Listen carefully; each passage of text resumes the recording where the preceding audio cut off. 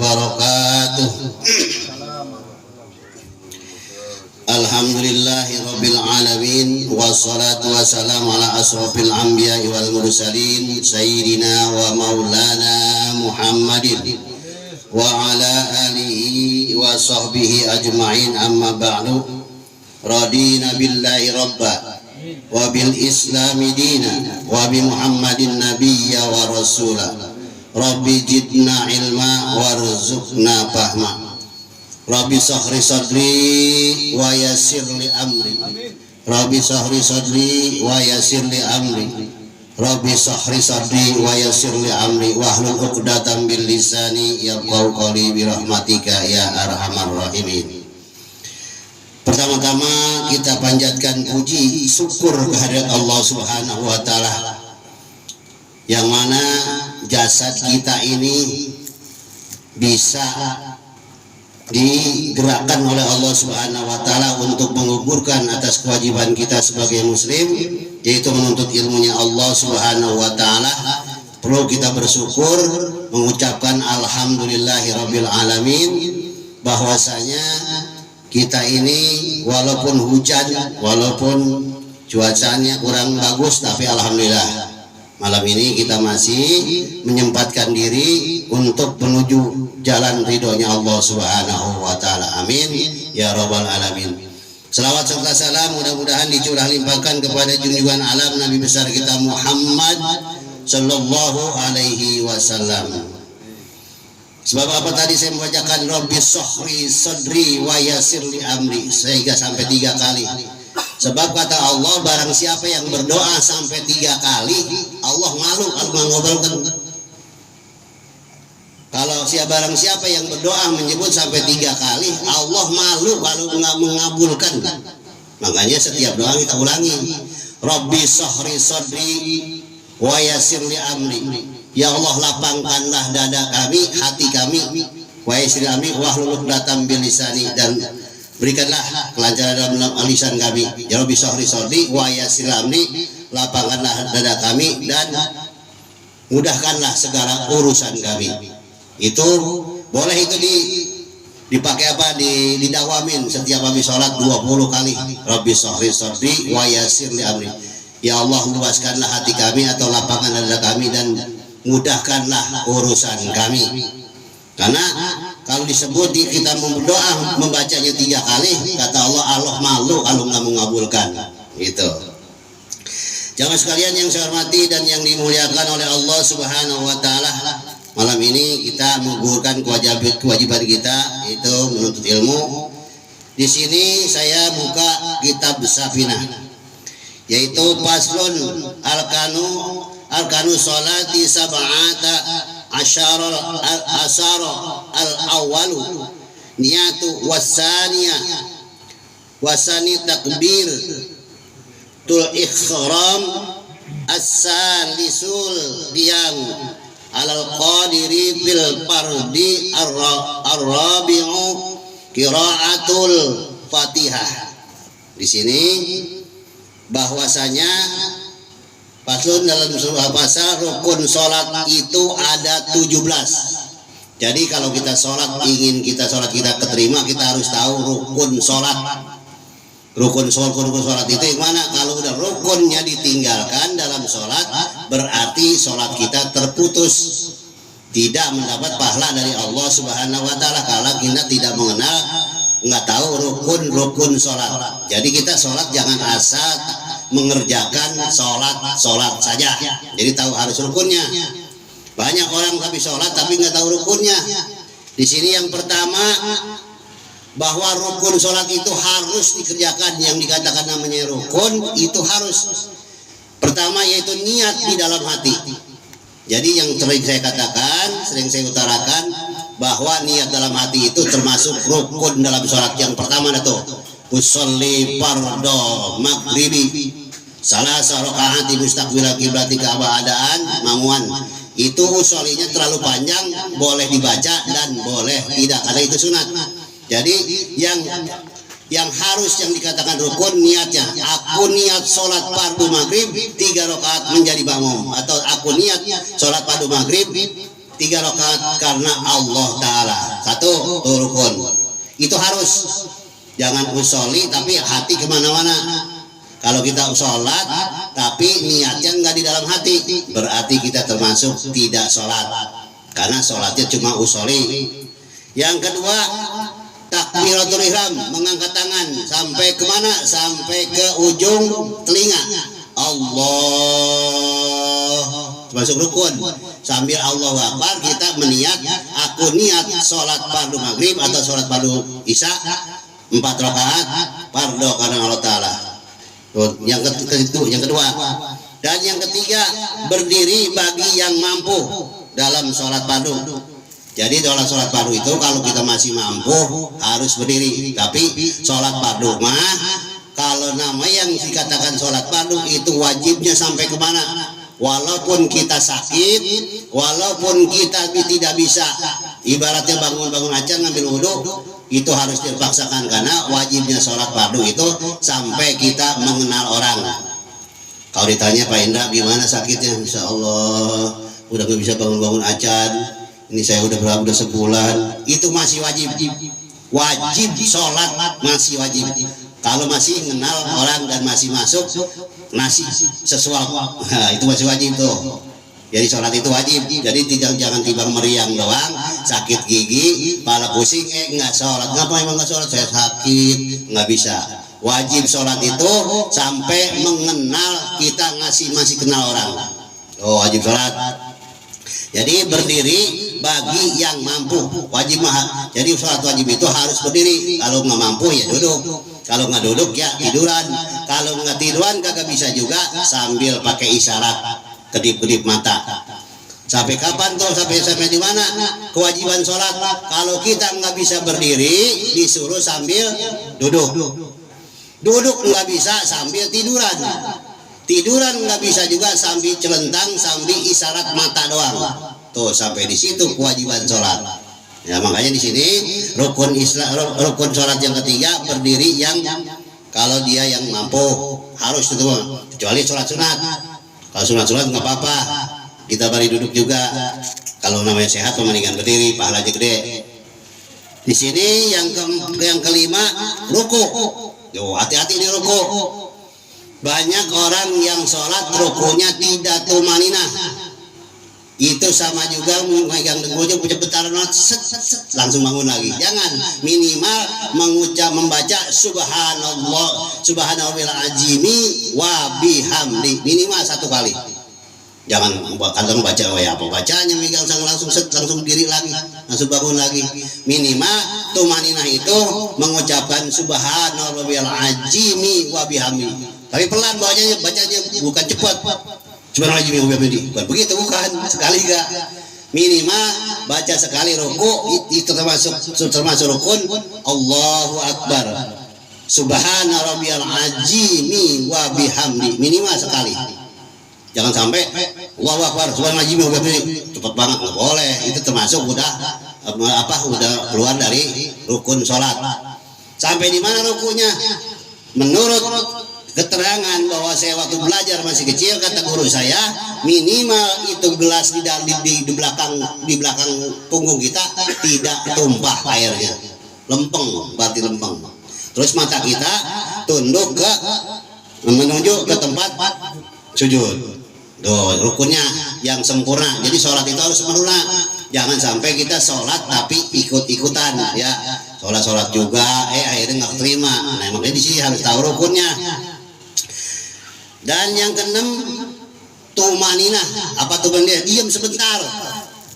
Sami Allah, misalnya nih Allahu Akbar, ruku, diam dulu. Allahu Akbar, jangan langsung subhanallah, jangan Allahu Akbar subhana rabbiyal azimi wa bihamdi. Misal sekali nih Sami Allahu liman hamidah, baru baca Rabbana walakal hamdu min ussamawati wa minul ardi wa min umasita min syai'in ba'du. Kalau nggak bisa panjangan nggak apa-apa. Sami Allahu liman hamidah Rabbana walakal hamd. Udah misalnya kita nggak belajar dari kecil, boleh baru dipelajarin. Kalau nggak kepanjangan ya udah nggak apa-apa, itu sunnah. Sami Allahu liman hamidah, diam dulu. Sami Allahu liman hamidah Baru baca Rabbana lakal hamdu wa lakal hamdu min samawati wa minul ardi wa min ma sita min syai'in ba'du.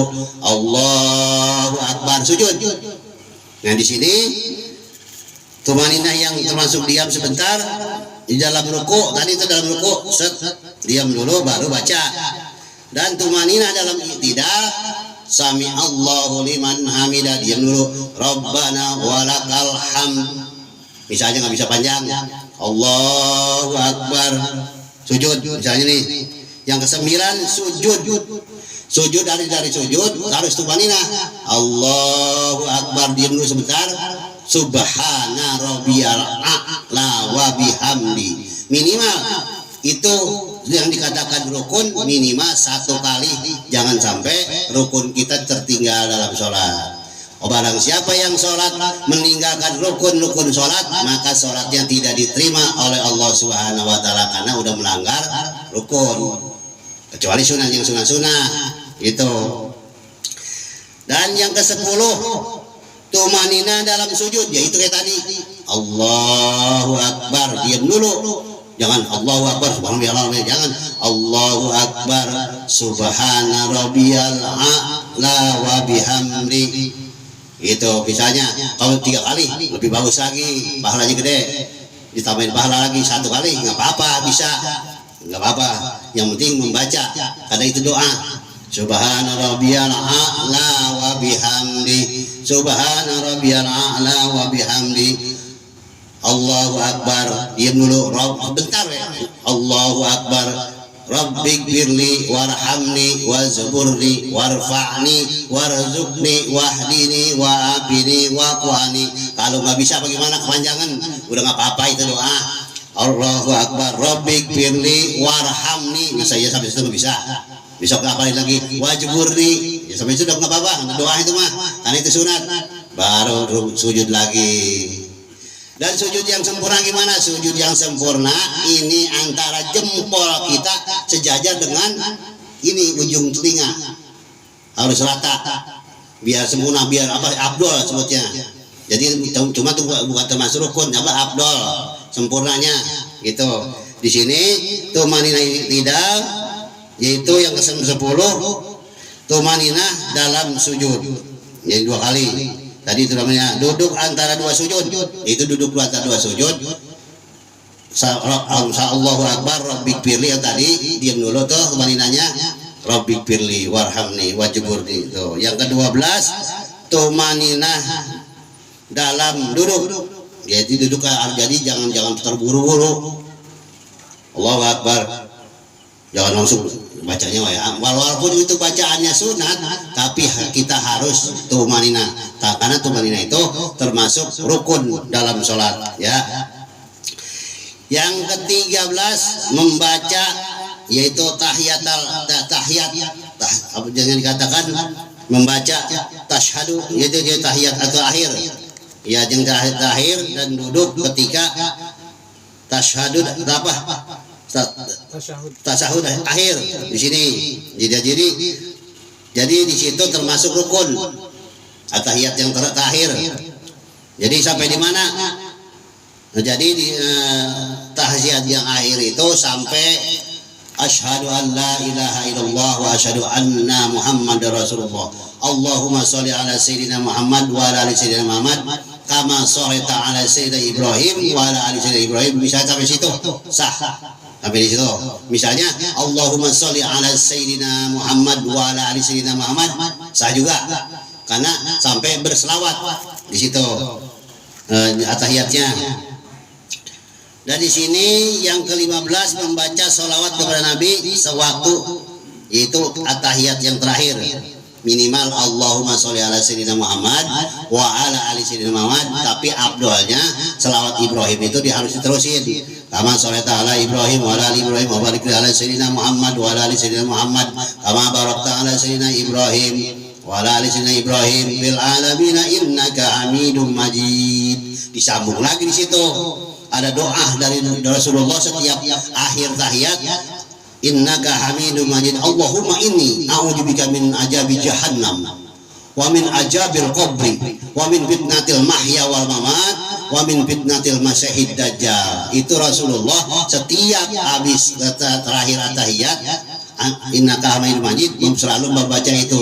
Kenapa? Karena kita minta dijauhkan dari neraka jahanam. Allahumma inni a'udzubika Allahumma inni a'udzubika min azabi jahannam. Ya Allah, jauhkanlah kami dari neraka jahanam. Wa min azabil qabri, dan jauhkanlah kami ya Allah dari azab kubur. Itu banyak tuh. Wa min azabil qabri wa min fitnatil mahya, dan fitnah yang hidup dan fitnah mati, dan jauhkanlah kami dari masyihid dajjal, dari godaan dan nanti. Makanya di situ kita minta dijauhkan dari dajjal. Kata Rasulullah apa dalam keterangan bahwasanya apabila nanti dajjal telah turun, jangan sampai ketemu, lari sekenceng-kencengnya. Sebab nggak ada yang kuat. Ya kalau begini, kalau riwayat nih, apabila dajjal turun ke kita nih, nanti ini pertama ini dunia dibikin aus, gersang, semua pohonan pada mati. Oh, benar keterangan. Setelah mati datang, wah dajjal, dia ngaku Tuhan. Semuanya misalnya pisang yang tadinya kering buah-buahan yang biasanya yang gersang jadi yang tadinya pada kering semua pada tumbuh. Akhirnya dia ngaku sebagai Tuhan. Kamu kalau enggak mau saya ngakuin saya sebagai Tuhan, saya bunuh. Akhirnya kan ada seorang yang enggak mau. Itu kita ngelihat saudara kita yang benar-benar enggak mengakui bahwa dajjal itu Tuhan, digerajih dari atas, dipotong depan kita. Coba kuat nggak kita? Nanti kita begitu juga kalau kita enggak, saya tidak percaya kamu ini Tuhan, dari dajjal misalnya. Ya udah kita digodok itu digerajih gitu. Menurut cerita-cerita riwayat mah. Jadi nggak ada yang kuat. Jadi kita jangan sampai bertemu dengan dajjal, nggak ada yang kuat dah dajjal mah. Kita kalau manusia yang ada di dunia ini nggak kuat, kecuali orang yang imannya udah benar-benar kuat, mau dipotong kayak mau dicacat kayak nggak jadi soal. Tapi kita bagi kita iman yang tipis mah ya udah bisa dah, karena takut disiksa sama dia gitu. Nah di situ ada doa setelah innaka hamidum majid, di situ Allahumma inni a'udzubika min azabi jahannam wa min azabil qabri wa min fitnatil mahya wal mamat wa min fitnatil masyihid dajjal. Di situ ada doanya. Jadi setelah itu tambahan, itu mah itu bukan termasuk rukun ya. Jadi itu tambahan. Yaitu yang keenam, salam pertama termasuk rukun. Assalamualaikum warahmatullah.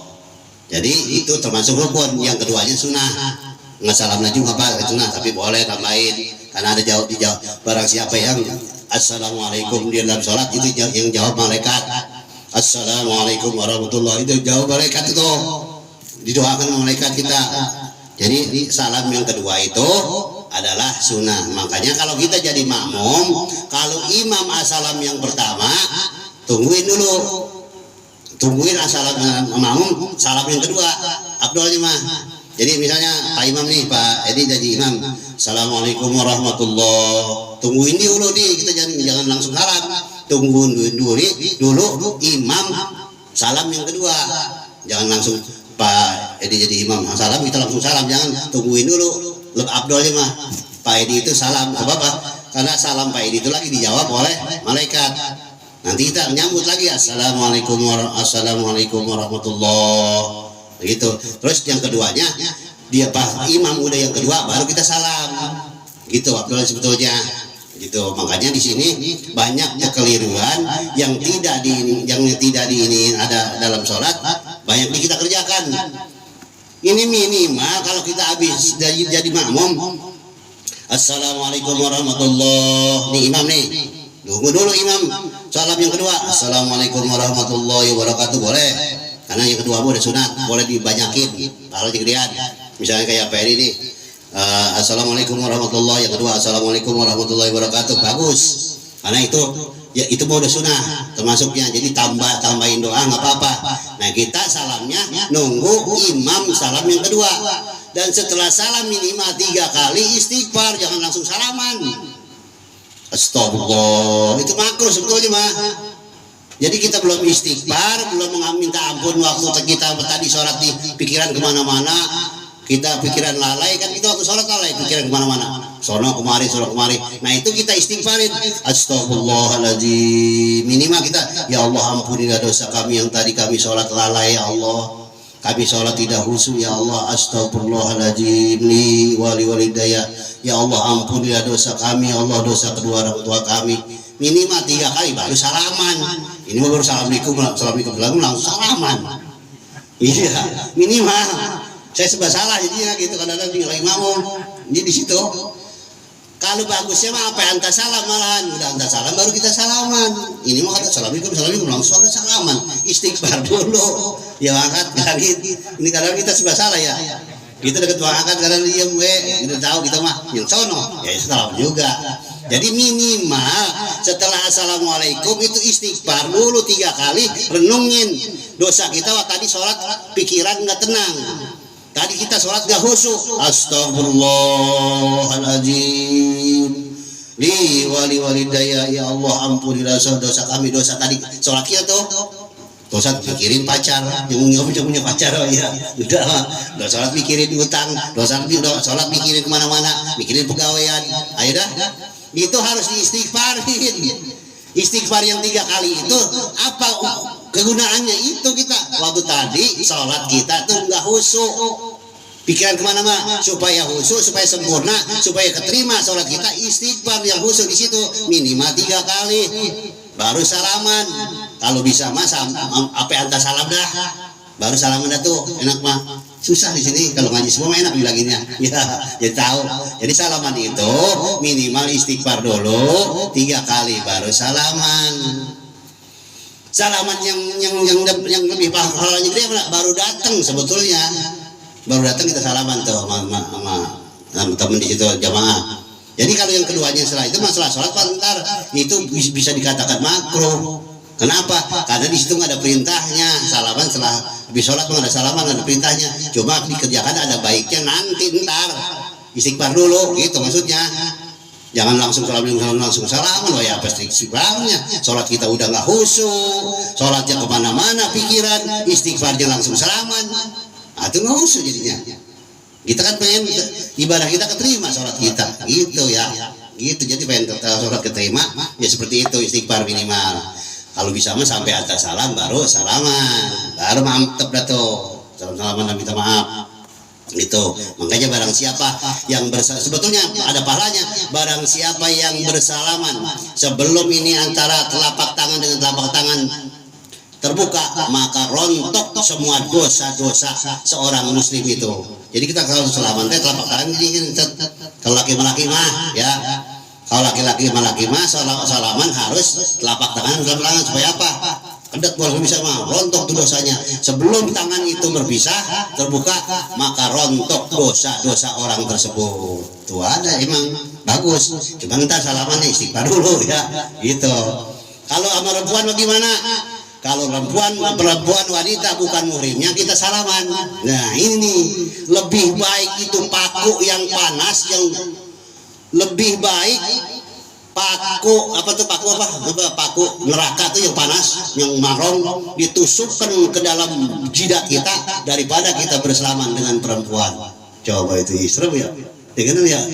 Jadi kalau mau perempuan mah, kalau bukan muhrimnya mah jangan bersentuhan, karena bersentuhan itu mengandung mudarat benar, dimurka oleh Allah. Nggak tahu ya, cuma kita nggak tahu, cuma malah cemek-cemek ya, nggak tahu ya. Waktu nggak tahu kita cemek-cemek perempuan, nggak tahu. Maka kalau kita salaman dengan lebih istri orang, kita salaman dengan perempuan bukan muhrimnya, dengan orang lain, apalagi lo pacar, jangan salaman, memang. Jangan salaman gini nggak boleh. Jadi selama kita salaman itu lebih baik kita ditusuk sama paku neraka yang panas itu daripada kita bersalaman. Jadi dosanya seperti itu. Itu lebih baik paku yang panas itu, begitu. Lebih baik kita nginjek kena paku tangan kita daripada kita menyentuh tangan wanita. Ya hati-hati baru ya. Jadi jawaban dia ya ada ya, mumpung lagi ngaji nih, gitu. Kalau saya nggak terangin, nanti saya diinin. Wah dulu saya nggak pernah diterangin ngaji. Salaman sama perempuan boleh, gitu. Dan lu nggak boleh. Itu kita kadang kelupaan saya juga, gitu kelupaan. ada yang nyedot kadang-kadang ya halamannya. Karena saya udah tahu takut apa? Karena menyentuh kulit wanita itu bukan muhrimnya, lebih baik tangan kita kena paku neraka yang panas. Ya, hati-hati ya. Tapi kalau dengan lelaki mah sama-sama ini sama lelaki mah itu pahalanya merontokkan dosa-dosa kita gitu. Jadi ada pahalanya dan ada jadi dosa dengan itu orang bukan muhrimnya, tapi kecuali dengan istri kita. Kalau istri kita mau cium apa-apa, pahalanya gede.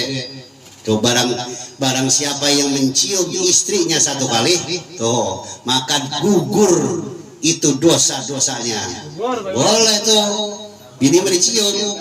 Jadi bini dicium ya, jadi girang kan bini kalau cium. Ya, lagi kesel banget nih. Dari pagi nyedot pisan baraka cium tuh bini girangan. Selain berdosa gitu.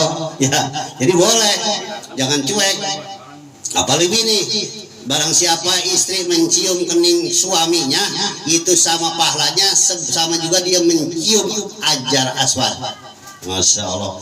Itu di Mekah saya liatin di TV ya, di YouTube, orang mau mencium Hajar Aswad itu perebut budeng-sedeng-desakan mana bari galak pati jaganya. Ini mah istri mah mencium kening perempuan bini laki kita dicium, itu dia pahalanya sama juga dia mencium Hajar Aswad, pahalanya rontok tuh dosa seorang istri. Gitu bilangin gini, kalau habis main Jumat, assalamualaikum langsung cium, jangan assalamualaikum langsung nonong, jangan, minimal cium tangan. Kalau bisa lebih bagus lagi mah istri suruh mencium kening kita. Apa sih kening ini nih, jidat ini.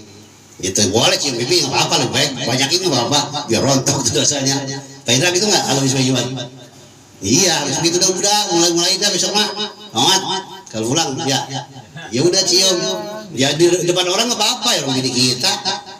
Depan siapa ke depan anak nggak apa-apa. Contohin anak kita ya, depan anak kita ke depan orang nggak apa-apa, Pak Diki. Depan orang juga, depan mertua juga.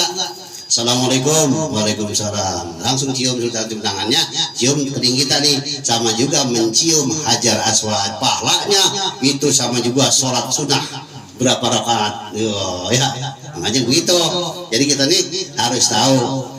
Kenapa saya sampaikan? Nanti kalau saya nggak sampaikan, saya dituntut di sono nggak pernah dibilangin katanya gitu. Kayak dibilangin dikit-dikit. Ini bukannya mah tentang rukun sholat. Ya, yang ke-16. Di sini itu membaca salam pertama dan yang ke-17 tertib sebagaimana urutan tersebut. Ya, berurutan, sholat harus urutan, dia tertib di 17-nya. Jadi kita harus tahu, yang penting mah sekarang tentang sholat kita harus tahu rukunnya dah. Usolli Allahu Akbar, takbiratul ihram. Tuh rukun tuh. Misalnya sami Allahu liman hamidah, mengangkat tangan boleh, mengangkat tangan boleh, tapi sunnah disudahkan oleh Rasul mengangkat tangan itu ada berapa nih? Pertama kita mau ruku. Allahu Akbar, subhanallah azim. Sami Allahu liman hamidah, 2. Allahu Akbar, Allahu Akbar. Jadi 3 yang disunahkan oleh Rasul, yang diberitakan itu mengangkat tangan sampai ke kuping atau sampai kini, itu 3 dari tahiyat yang kedua, tahiyat yang pertama. Kalau habis duduk tahiyat yang pertama itu bangun harus mengangkat tangan, Allahu Akbar, angkat tangannya, kecuali bangun sebelum tahiyat gitu. Pertama kita mau ruku, Allahu Akbar, sami Allahu liman hamidah, Allahu Akbar, atahiyat kan ini atahiyat pertama, atahiyat pertama, habis atahiyat pertama bangun tuh. Nah itu angkat lagi tangan ya, itu yang ada pahalanya, yang diperintahkan oleh Rasulullah, disunahkan itu seperti itu. Jadi yang lain-lain mah enggak usah apa-apa, itu nggak ada perintahnya. Jadi diangkatnya setelah kita yaitu mau ruku sami Allah, terus atahiyat yang pertama itu sampai di situ doang udah. Yang angkat tangan mah yang ada pahalanya, yang diperintahkan dan ada yang disunahkan oleh Rasulullah Shallallahu Alaihi Wasallam. Ini tentang rukun sholat harus diingetin. Yang pertama ingetin dah ya, rukun sholat kan ada 17 nih. Yang penting ruku, sujud, jangan buru-buru. Tentu sami Allahu liman hamidah, jangan langsung sujud lagi, langsung sujud, diri dulu bentaran minimal Rabbana walakal hamd. Rabbana ini bukan cepat. Rabbana langsung ada syariatin. Ada ini disyariatin di Masjid As-Solihin itu kayak juga sama juga itu ayam macok gitu, macok apa sih? Macok beras. Cuk cuk cuk cuk cuk. Ya Allah, ya apa bacanya itu Bang? Ya, ada itu yang begitu. Masya Allah, bilang kita ngebilangin takut salah, kita ngebilangin kesian, itu sholat paling ke 2 menit ke kagak. Usolanya kapan, baca Fatihahnya kapan, rukunya bacanya waya apa. Kadang-kadang ini hidungnya nggak sampai acan. Jadi sujud yang sempurna itu minimal ini jidat dan hidung kita menyentuh sejadah. Jangan ditaikkan ini, hidung harus kena tanah. Kalau dalam riwayat Rasulullah menjamin di tanah, itu minimal hidung kita harus menyentuh sejadah. Jangan diangkat hidung kita. Yang dikatakan sujud itu kening sama hidung. Lo ingetin. Ini kadang-kadang sujud timbang jidat doang. Hidungnya diangkat. Enggak boleh, itu enggak sah, itu termasuk udah melanggar rukun sholat. Jadi sholat juga nanti pasti di akhirat nggak keterima ada sholatnya. Pas dia nanyain sholat saya mana? Ya sholat itu begitu, nggak ada ilmunya. Jadi sholat itu harus ada ilmunya, minimal seperti itu. Dan bacaannya pun kita minimal itu kedengaran kuping. Bismillahirrahmanirrahim. Alhamdulillahirrahmanirrahim. Gitu. Jadi Allah. Ada suara gitu suara di kuping dikit. Itu minimal, jangan cembelang umik kue doang, ini jangan umik doang. Jadi sholat itu harus benar-benar jelas dan nyata huruf-hurufnya, apalagi Fatihah. Apalagi itu Fatihah termasuk wajib. Membaca Al-Fatihah di dalam sholat itu termasuk wajib di atas kewajiban, harus itu dipelajari. Itu rukun yang di atas rukun. Karena apa? Karena kalau Fatihahnya rusak, ya udah sholatnya rusak. Bagaimana caranya? Ya caranya minimal kenal huruf sama tasjid Al-Fatihah. Bismillahirrahmanirrahim. Alhamdulillahi rabbil alamin. Alhamdulillah kecil. Jangan alhamdulillahi rabbil alamin. Jadi harus benar. Jadi harus tahu huruf Al-Fatihah, mana ha kecil, mana ain, mana alif. Yaitu wajib. Barang siapa yang sholatnya tidak mempelajari Al-Fatihah, maka udah melanggar rukun dari sholat. Termasuk tidak dikatakan dia sholat orang yang tidak membaca Al-Fatihah, padahal membaca. Tidak dikatakan orang itu sholat kalau orang itu tidak membaca Al-Fatihah dan membaca. Baca gimana? Bacanya huruf ain kerja alif. Hak besar bikin hak kecil bikin hak besar. Tuh ya, alhamdulillahi rabbil alamin. Kan alif tuh. Ar-Rahmanir Rahim, ada tasydidnya. Maliki yaumiddin. Nah, itu makanya harus tahu tasydid Al-Fatihah. Ada berapa tasydid Al-Fatihah? Alhamdulillahi rabbil alamin. Ar-Rahmanir Rahim. Tasydid lagi tuh. Ar-Rahmanir Rahim. Maliki yaumiddin. Jangan Maliki yaumiddin. Salah. Makanya hati-hati. Orang Islam nanti banyak di dalam akhirat yang rajin sholat tapi sholatnya nggak ada nilainya. Nggak ada pasti nanyain sholat saya mana. Karena sholat kamu tidak belajar. Kalau sholat yang nggak belajar, cuma ikut-ikutan Fatihahnya asal-asalan, harus wajib belajar Al-Fatihah. Al-Fatihah bukan Al-Fatihah, Al-Fatihah. Jadi kita harus tahu. Ihdinas siratal mustaqim. Ihdinas siratal mustaqim. Mana itu kan? Siratal ladzina an'amta alaihim ghairil maghdubi alaihim waladdallin. Ada yang enak banget gitu. Bisa saya Fatihah tapi nggak dipelajarin, cuma bisanya boleh mendengar. Jadi harus belajar tasydidnya, huruf-hurufnya harus benar. Kalau kita sholat huruf-hurufnya nggak benar, ya udah dah. Tapi kalau masih ngaji begini mah masih rusuh, masih bisa dah. Kalau masih belajar, kalau kita masih menuntut ilmu, masih belajar, itu dimaklumin oleh Allah. Tapi ini orang yang udah ngaji kagak, sholatnya malah rajin, sholatnya di rumah wae nggak pernah jamaah, sholatnya di rumah terus di rumah, Fatihahnya belum bener. Masya Allah, kesian saya mah. Bukan saya nggak tahu masalah diterima dan tidaknya itu urusan Allah ya, masalah ibadah mah. Cuma dengan syariatnya sholat itu harus belajar Fatihahnya. Kalau udah kita emang nggak belajar Fatihah, Fatihahnya belum bisa ya berjamaah sholatnya. Ini berat sholatnya di rumah mulu, Fatihahnya belum bisa, huruf-hurufnya mana sholat kita akan keterima? Ya, makanya ini jamaah, mudah-mudahan jamaah yang ada di sini yang masih ngaji mah, yang masih menuntut ilmu mah, mudah-mudahan diterima semua ibadahnya karena masih belajar.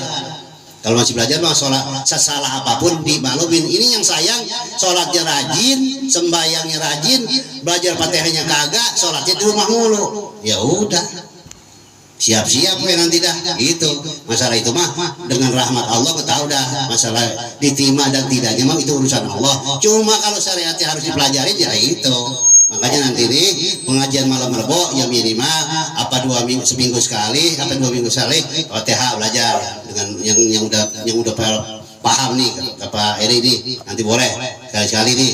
Nanti sebelum ini ajarin Fatihah sebalik dua balik supaya menggugurkan kewajiban menuntut ilmu tajwid. Itu maksudnya. Ini kan ilmu fikih yang saya sampaikan, ya kan? Nanti supaya menggugurkan ilmu tajwid, ya udah gugur. Setelah dia bacaan Fatihahnya belum benar sampai meninggal, belum bisa-bisa, tetap dijamin sama Allah diterima sholatnya.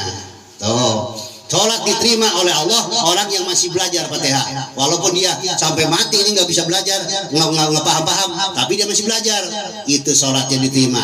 Yang sayang, sholatnya di rumah mulu, nggak pernah berjamaah, Fatihahnya nggak bisa.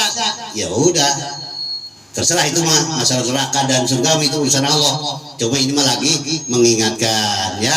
Nanti ini pengajian malam Rebo ini sekali-sekali apa sebulan 2 kali apa mana nanti diselingin ya dengan Bapak Edi karena udah saya anggap udah paham tajwidnya makrojnya sama saudara apa nanti saya kalau saya mah masih kurang dah termasuknya gitu ya, belum tahu bisa.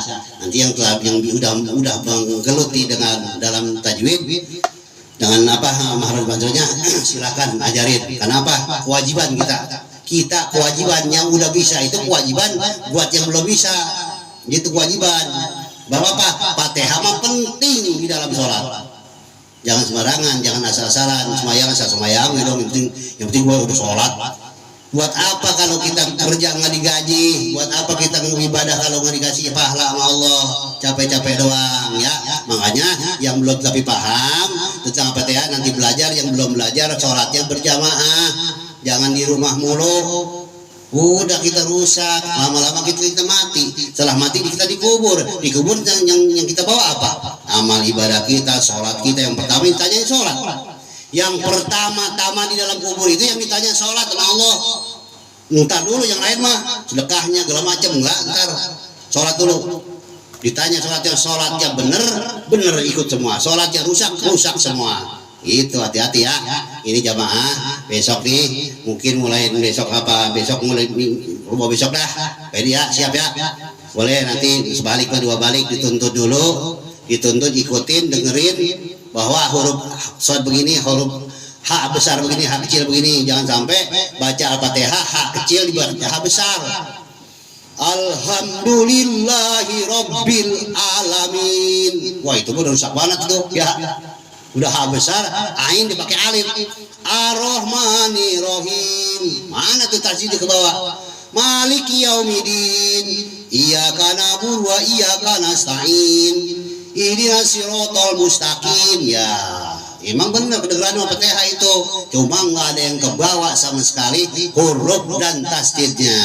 Ya, dah mudah-mudahan nanti minggu depan kalau bisa mas saya juga rasa kewajiban ini ngebilangin kewajiban apa, karena banyak yang pada sholat tapi ilmunya belum ada, belum saya liatin. Ada yang kurang tomanina, ada yang kurang rukunnya, ada yang apa bacaan ada bacaan mah, tapi yang saya liatin di dalam sholat masya Allah ada yang ngambil wudunya asal-asalan doang, banyak dah. Makanya itu perlunya utlubul ilma minal mahdi ilaladi deh, tuntutlah ilmu dari mulai belayan ibu sampai ke liang lahat, itu wajibnya. buat sholatnya itu kita pelajarin, mau habis-habis tahun dah. Ayo buat sholatnya doang dah ngaji mah, kalau mau tahu mah mau habis-habis setahun dah ini. Yang ada di sini nih di kitab Safinah ini banyak tentang airnya, tentang najisnya. Ini makanya saya loncat-loncat yang penting-penting dulu nih. Tuh, Safinah ini komplit dari mulai istinja, dari mulai airnya, dari mulai kita mandi hadas besarnya, sebetulnya harus diterangin gitu.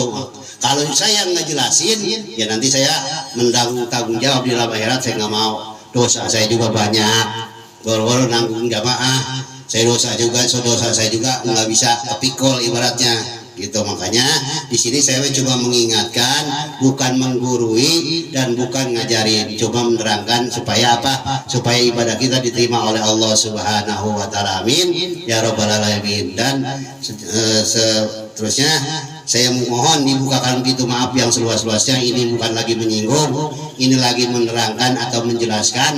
Saya bukan menggurui, saya serahkan pada Allah Subhanahu wa taala. Wallahu a'lam bishawab. Semuanya apa yang saya ucapkan itu salahnya datang dari lidah saya dan benarnya datang dari Allah dan Rasulnya. Saya mohon dibukakan pintu maaf yang seluas-luasnya.